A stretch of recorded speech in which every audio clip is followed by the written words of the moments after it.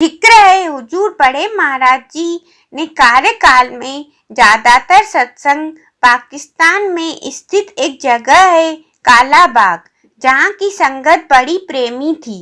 बंटवारे के बाद कुछ सत्संगी इधर पंजाब में आकर रहने लगे।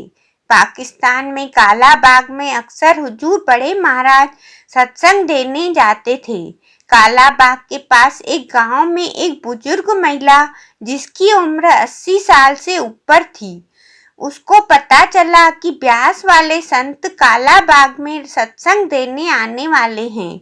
उस बुजुर्ग महिला ने अपने लड़के से कहा कि तुम मुझे काला बाग ले चलो, वहाँ मैंने ब्यास वाले संत के दर्शन करने हैं और उनसे नामदान भी लेना है। लड़के ने कहा, माताजी तुम्हें सांस लेने में दिक्कत आ रही है, इसलिए वहां जाकर तकलीफ हुई तो परेशानी हो सकती है। माताजी ने बहुत हठ किया। खैर लड़के ने अपनी बैलगाड़ी में एक बिस्तर लगाया, उस पर माताजी को लेटाया और काले बाग की ओर चल पड़ा। रास्ते में माताजी का सांस उखड़ गया और उनकी मौत हो गई। लड़का बड़ा परेशान हुआ। खैर उसने बैलगाड़ी वापस अपने गांव की तरफ मोड़ ली। उधर काला बाग में हुजूर बड़े महाराज जी सत्संग कर रहे थे। सत्संग के दौरान उन्होंने सारी संगत को कहा कि आप सब लोग 10 मिनट के लिए ध्यान में बैठो। हुजूर बड़े महाराज जी भी ध्यान में बैठ गए। जब सत्संग समाप्त हुआ और हुजूर अपने विश्राम गृह में चले गए तो वहाँ के कुछ प्रमुख लोग हुजूर के पास विश्राम गृह में आए और कहने लगे कि आपने 10 मिनट के लिए सत्संग क्यों बंद किया था।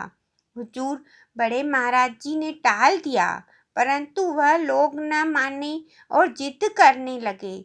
हुजूर बड़े महाराज जी ने फरमाया कि आपके पास ही एक गांव में एक बुजुर्ग महिला जो हमारे सत्संग में बड़े प्रेम और सच्चे मन से आ रही थी, उसकी रास्ते में ही मौत हो गई। धर्मराय ने अपने यमदूत उसे लेने भेजे थे, परंतु क्योंकि उसकी सत्संग सुनने और नामदान लेने की प्रबल इच्छा थी, इसलिए हमें उसे बचाने वहां जाना पड़ा।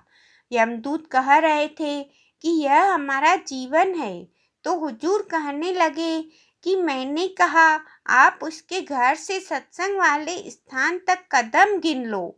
यदि आपके कदम ज़्यादा बनते हों तो ले जाना, नहीं तो मैं ले जाऊंगा। हुजूर ने फरमाया कि जब मैंने संगत को 10 मिनट के लिए ध्यान में बिठाया तो कदमों की पैदाइश चल रही थी। सत्संग की तरफ 20 कदम ज़्यादा निकले, इसलिए माता को ले जाने के लिए मुझे जाना पड़ा। हालांकि माता को केवल सत्संग व नामदान की ख्वाहिश ही थी। सोचो, जो सतगुरु केवल सच्ची ख्वाहिश पर ही जीवों का उद्धार करता है, वह हमें भी अपनी चरण शरण में लेकर एक दिन जरूर सचखंड का निवासी बनाएगा।